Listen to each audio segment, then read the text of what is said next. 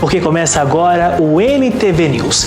Nesta edição você vai ver que foi concluído o inquérito que apurava a morte do jovem Kennedy em Patos de Minas. Dupla teria planejado a sua morte. E mais. Jovem é vítima de homicídio em Patos de Minas. Morre homem que foi esfaqueado na sexta-feira. Homem espanca a esposa em João Pinheiro. Mulher está em estado grave de saúde. 180 no Pacto Nacional contra o Feminicídio. Regra define afastamento nas eleições. E Emanuele Ferreira é coroada Miss Beauty International. Sou o Matheus Borges e o NTV News está no ar.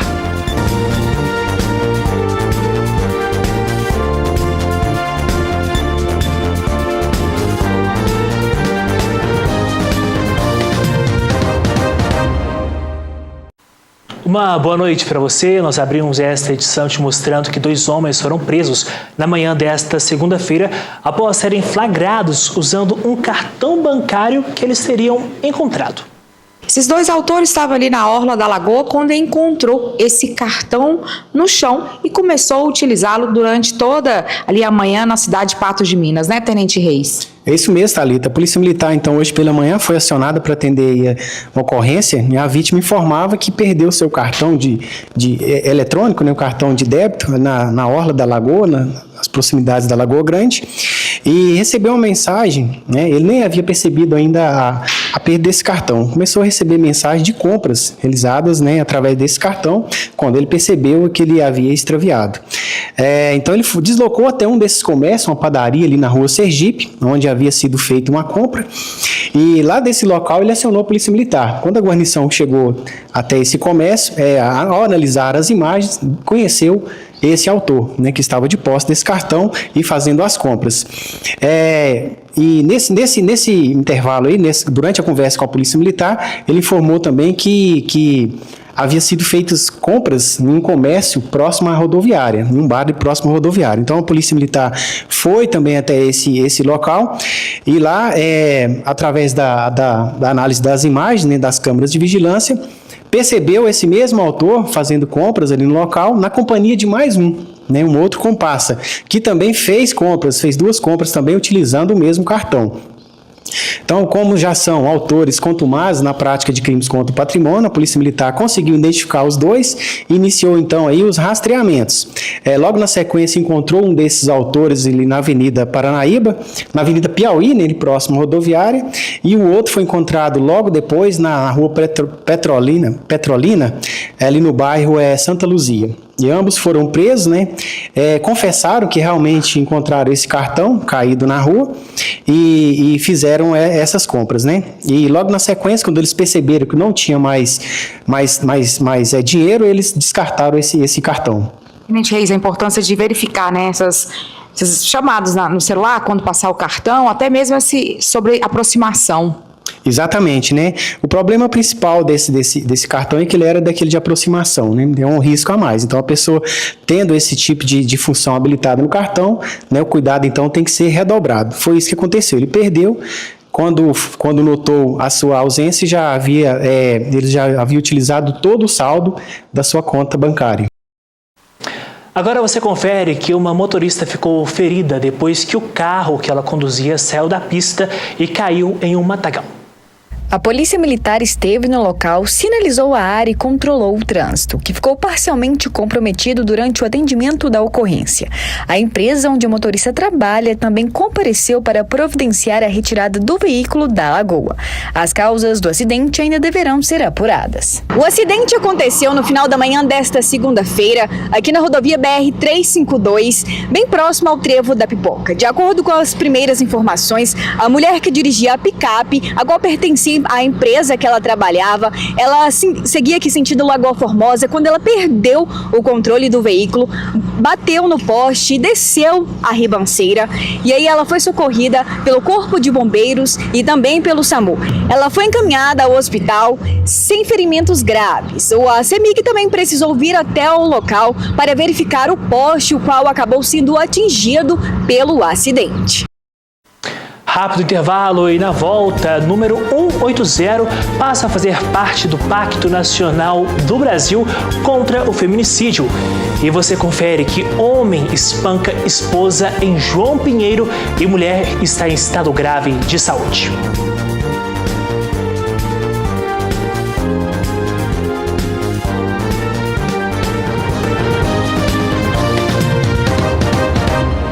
De volta com o NTV News e agora você vai ver que um homem de 44 anos que foi esfaqueado na sexta-feira no bairro Cônego Getúlio, em Patos de Minas, identificado como José Wellington Luiz Mendonça, após ficar internado, ele não resistiu aos ferimentos e faleceu na madrugada deste domingo.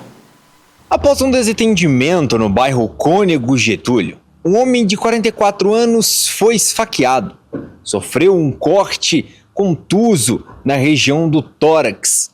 Isso após um desentendimento com outro homem de 73 anos. Esse fato aconteceu no início da madrugada de sexta-feira. Esse homem de 44 anos foi atingido no tórax, foi encontrado pela polícia militar caído no chão, e claro, ali solicitando por ajuda. O SAMU foi acionado no local e encaminhou então um homem de 44 anos para o Hospital Regional Antônio Dias para poder passar por procedimentos médicos. Segundo as informações, o que levou a essa situação, a essa discussão, seria questões envolvendo a drogas, que eles estariam usando drogas, e depois logo em seguida o homem de 73 anos afirmou que houve uma discussão por causa de um cachorro que teria invadido a residência dele, e por isso após essa discussão acabou desferindo então esse golpe de faca no homem de 44 anos. Após toda essa situação, o suspeito foi encontrado pela polícia militar e preso devido a esse crime. Mas o homem de 44 anos que levou esse golpe de faca acabou não resistindo aos ferimentos e morreu no Hospital Regional Antônio Dias. Se trata de José Wellington Luiz Mendonça, de 44 anos. O caso segue a investigação da Polícia Civil, que registra como mais um homicídio em Patos de Minas. E mais um caso de violência doméstica. Um casal acabou conduzido para a delegacia após uma discussão que terminou em agressões e ameaças. A mulher possui medida protetiva. Um casal foi preso na manhã desta segunda-feira. A mulher com 18 anos e o homem com 19 anos após uma briga ali dentro de um apartamento no bairro Planalto. Isso, Tenente Reis? É isso mesmo, Sally. Então, a Polícia Militar, hoje pela manhã, por volta das 11 horas, foi acionada para atender uma ocorrência de violência doméstica ali num residencial, ali no bairro Planalto. Então, quando a guarnição chegou até o local, fizeram contato com a mulher, uma jovem de 18 anos, que relatou à Polícia Militar que eles estavam de manhã deitados na cama e começaram a brincar, ela e seu companheiro, Brincadeiras de mau gosto, tapas na cabeça, sufocamento com a coberta, coisa nesse sentido. Em dado momento, ela se irritou com aquelas brincadeiras, disse a ele que ia sair, pegou a criança, uma criança de 8 meses, e disse que ia levar, para vacinar. E quando ela estava no corredor, esse companheiro, esse outro jovem também de 19 anos, foi atrás dela, pegou ela pelos braços, pelos cabelos, levou ela até um quarto e trancou a porta. E saiu do imóvel. Logo em seguida, ela tinha uma chave reserva no quarto e conseguiu sair quando ela acionou a Polícia Militar. E relatou essa versão para os militares que lá foram atender a ocorrência. Os militares, então, diante dessas informações, foram atrás do autor, do seu companheiro. Encontraram ele andando ali pelas ruas, próximo ao imóvel, e ele relatou para a Polícia Militar que realmente eles estavam brincando. Em dado momento, ela se irritou, e saiu do imóvel, ele confessou que realmente puxou ela para dentro do imóvel, e ela agrediu ele também com socos e arranhões, e pegou as coisas dele, jogou para fora do imóvel, mandou ele embora, ele disse que não ia, porque ele que pagava o aluguel, e que não ia sair de lá. Então, a Polícia Militar, ao verificar aquelas situações, ambos apresentavam ali escoriações, arranhões, ou seja, se tratava de agressões mútuas, então fez a prisão dos dois e conduziram até a Delegacia de Polícia Civil para demais providências. Tenente Reis, quando vocês chegaram na delegacia, verificaram que ela tem uma medida protetiva contra ele e também tem uma criança que estava junto, um bebê de 8 meses. Isso, Eles têm uma criança de 8 meses que foi deixada aos cuidados de familiares, né, do casal, e a gente constatou que realmente já teve medidas protetivas contra ele. Ainda resta a verificar se essa medida ainda está em vigor, que será verificado isso aí posteriormente. E os casos de violência contra a mulher não param por aqui, viu? Um homem de 34 anos é procurado pela polícia suspeito de agredir brutalmente a companheira, espancar ela, desferir diversos golpes contra a cabeça da mulher. Você vai entender essa história agora. Daniel Henrique da Silva Amorim, de 34 anos, teria agredido a mulher por ciúmes. O homem deu vários chutes, socos e bateu a cabeça da esposa no vaso sanitário, o que provocou múltiplas fraturas no rosto. O ataque violento foi registrado na madrugada de domingo em João Pinheiro. E diante da gravidade do estado de saúde, a mulher de 35 anos foi trazida para o Hospital Regional em Patos de Minas. Ela já passou por cirurgia de emergência e permanece no CTI. A filha do casal, de 13 anos, também foi agredida pelo próprio pai ao tentar defender a mãe. O homem fugiu depois do ataque brutal e é procurado pela polícia. Qualquer informação pode ser dada através do 181, 180 e, claro, também do 190 para a polícia. Em respeito à família e aos filhos, eu vou me resumir a falar que ninguém é posse de ninguém. É preciso entendermos que ninguém é propriedade, ninguém é dono de ninguém. É preciso respeitar o momento de cada um. Aqui, não se coloque julgamentos, mas sim se coloque o fato do que aconteceu. Deus colocar no meio de um assunto como esse, aí já é demais, né? Porque o Deus que a gente conhece é um Deus de amor, né? Não de agressão. No Brasil, estima-se que uma mulher seja agredida a cada 4 minutos, conforme levantamentos baseados em dados do Ministério da Saúde. Outras fontes indicam que a cada 2 minutos uma mulher é vítima de violência doméstica ou faz uma ligação para 190 pedindo socorro. Tipos de violência são agressões físicas, sexuais, psicológicas. E 97% dos casos o crime é cometido por homens. Quando o assunto é feminicídio, uma mulher é assassinada a cada 44 minutos, segundo o Conselho Nacional de Justiça. Criado há 2 décadas, o Ligue 180 se tornou como serviço público essencial no enfrentamento à violência contra as mulheres. Para ajudar no combate a crimes contra mulheres, a Central de Atendimento à Mulher poderá ser acionada por meio de ligações telefônicas locais e de longa distância, também de telefones fixos ou móveis, públicos ou particulares, e também por meio de aplicativos de mensagens e outros canais digitais disponibilizados. O Ligue 180 é um dos principais canais de denúncia e orientação para mulheres vítimas de violência no Brasil. Agora, com a integração ao Pacto Nacional Brasil contra o Feminicídio, o serviço passa a atuar de forma ainda mais articulada com outras políticas públicas. Iniciativa para que os 3 poderes, de forma articulada, eu estou falando do governo, do Poder Executivo, o Poder Legislativo e o Poder Judiciário, eles trabalhem, né, inclusive foi criado um grupo de trabalho para isso, em políticas públicas, em ações articuladas de enfrentamento ao feminicídio, enfrentamento à violência contra a mulher. Isso necessariamente diz respeito à agilidade, em agilizar as medidas protetivas requeridas, solicitadas pelas mulheres em situação de violência, em fiscalizar a efetividade dessas medidas, ou seja, se os agressores realmente eles estão cumprindo essas medidas e não deixar, obviamente, que o pior aconteça, e principalmente na punição desses agressores. Então é um trabalho, é uma política de Estado, e quando eu digo política de Estado, diz respeito, quer dizer o seguinte, que essa política não será só do governo Lula, então outros governos terão que dar sequência, né, no planejamento dessas ações e principalmente cumprir metas que serão definidas por esse grupo de trabalho. E há uma importância de adesão dos entes federativos nesse pacto nacional, porque necessariamente envolve investimento na prevenção e na investigação, e nós estamos falando necessariamente de polícia militar e polícia civil. A expectativa é que a medida amplie a eficácia das ações preventivas e garanta respostas mais rápidas às vítimas. Nesse momento a gente está falando de um plano de ação, de um pacto que ainda nós não tivemos ações efetivas divulgadas, por isso foi criado esse grupo de trabalho, mas sim, nós estamos falando de ações que vão demandar recursos e investimento, porque a partir do momento que eu falo em, por exemplo, fiscalizar a efetividade dessas medidas protetivas, eu necessariamente preciso saber como que eu vou fiscalizar aquele agressor. Por exemplo, a questão da tornozeleira eletrônica.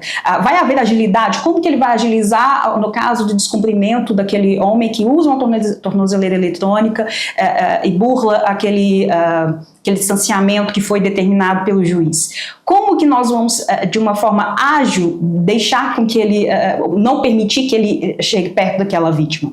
Então, são questões práticas e muito pontuais que demandam investimento. E ainda nós não temos nada divulgado com relação a valores e, principalmente, tenho que reiterar isso, nós tivemos, num primeiro momento, inclusive a recusa de entes federativos de alguns estados com relação a esse pacto, que nos preocupa bastante, porque a participação dos estados, ela é muito importante. Rápido intervalo e na volta a gente fala da previsão do tempo. E você confere que casos de dengue apresentam recuo, mas sinal ainda é de atenção.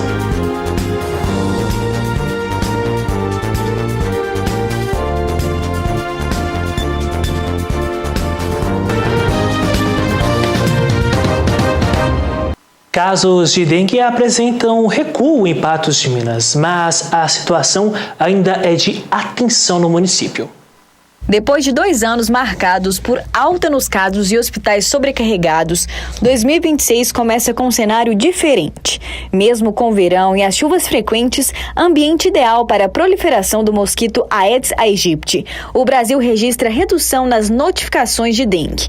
De acordo com o Ministério da Saúde, janeiro fechou com um pouco mais de 44 mil casos no país.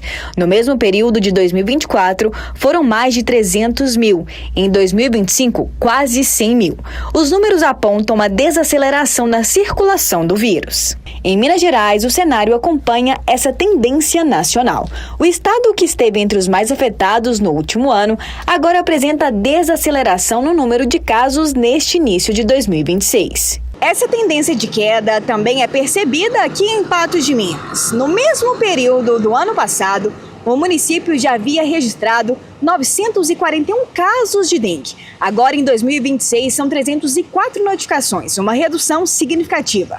Mesmo assim, o alerta continua. As equipes do Programa Municipal de Combate à Dengue seguem com visitas domiciliares, bloqueios e monitoramento constantes. Isso porque o período chuvoso ainda favorece a proliferação do mosquito transmissor. Comparando com o mesmo período do ano passado, com 1/3, da quantidade de notificações. Até o momento temos 304 casos notificados. Com menos pessoas suscetíveis, o vírus encontra mais dificuldade para se espalhar.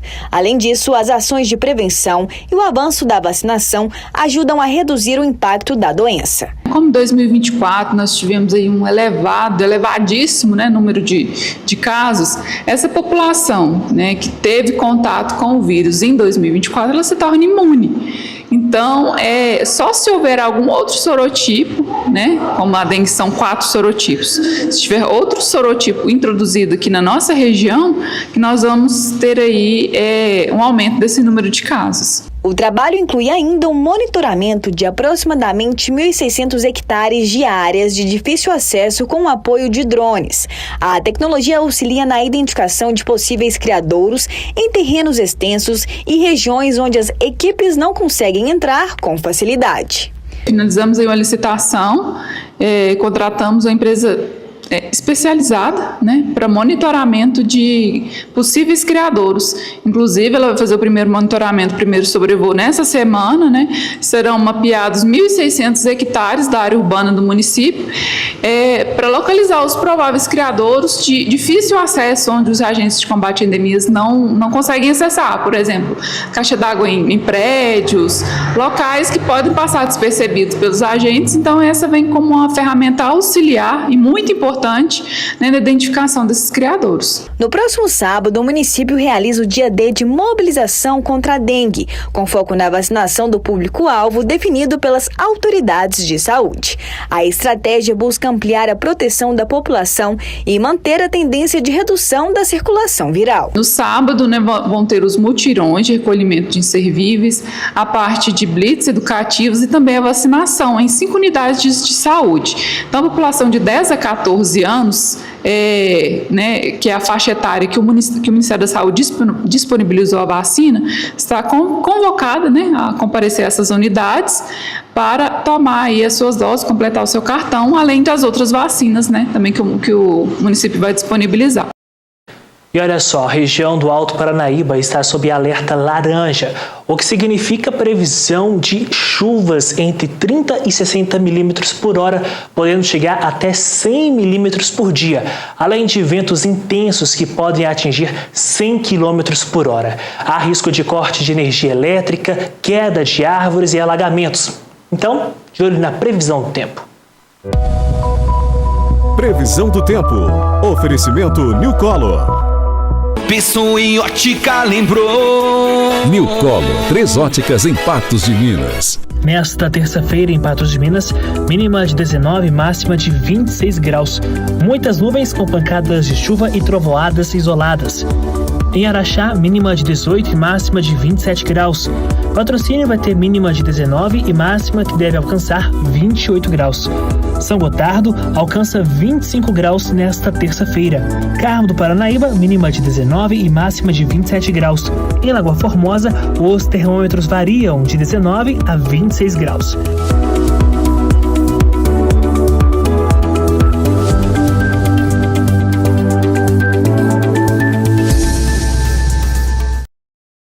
Rápido intervalo e na volta você confere detalhes do 6º homicídio em Patos de Minas.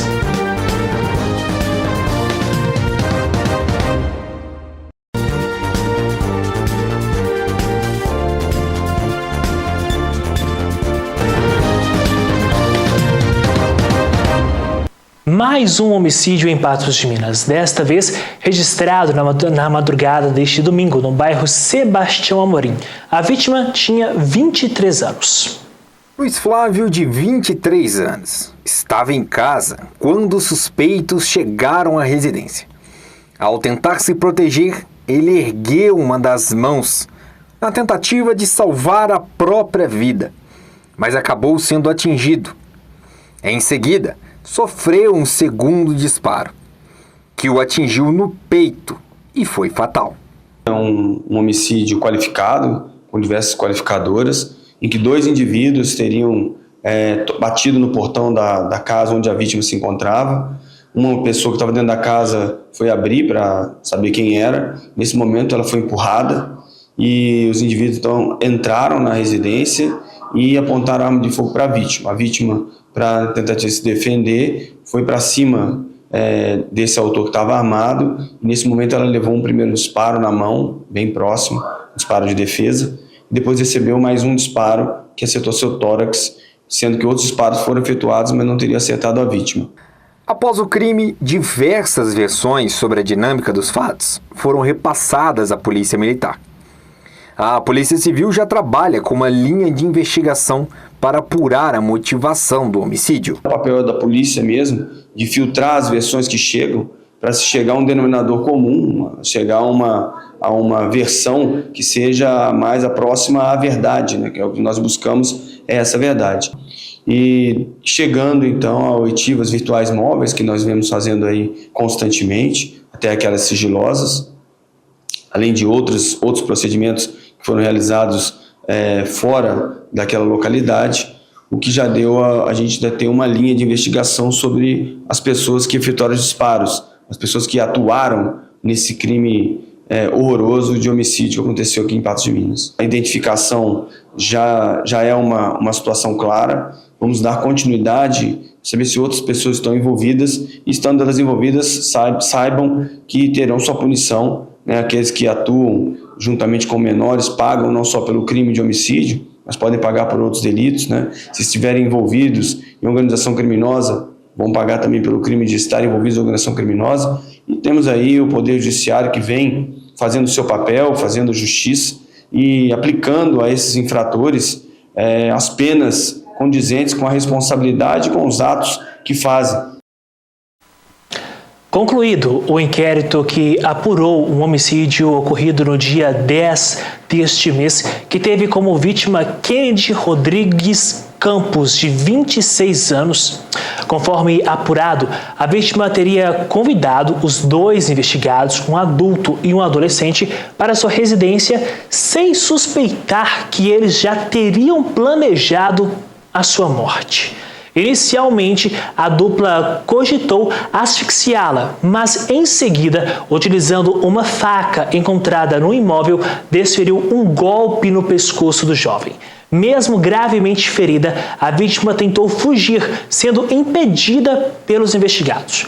Com a conclusão da investigação, o maior de idade foi indiciado por homicídio qualificado pelos motivos torpe, meio cruel e dificuldade de defesa da vítima, além do crime de corrupção de menores. As penas somadas podem ultrapassar 28 anos de reclusão. O adolescente teve o procedimento encaminhado ao Juizado da Infância e da Juventude. Ele permanece apreendido e o adulto está preso de forma preventiva. Agora a gente faz um rápido intervalo e na volta a gente te mostra a coroação de Emanuele Ferreira como Miss Beauty International.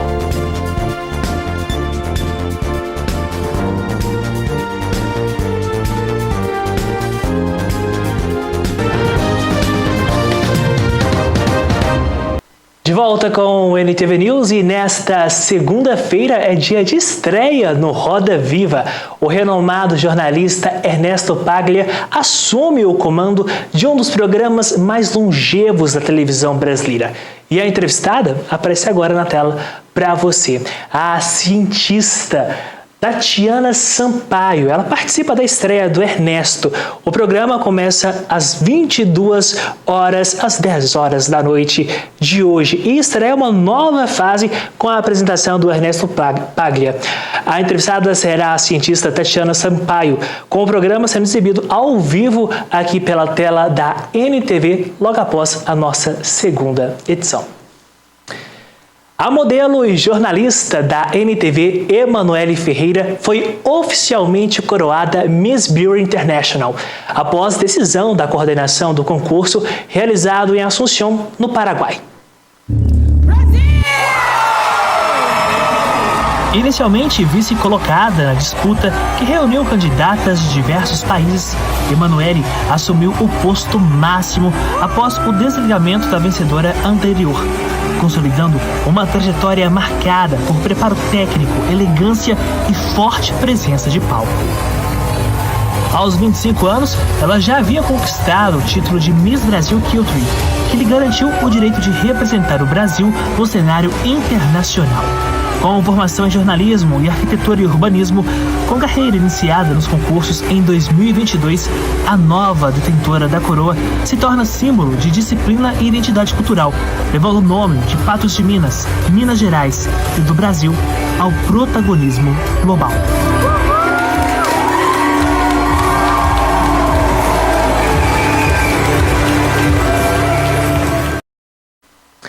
E assim, a gente fecha o NTV News desta segunda-feira.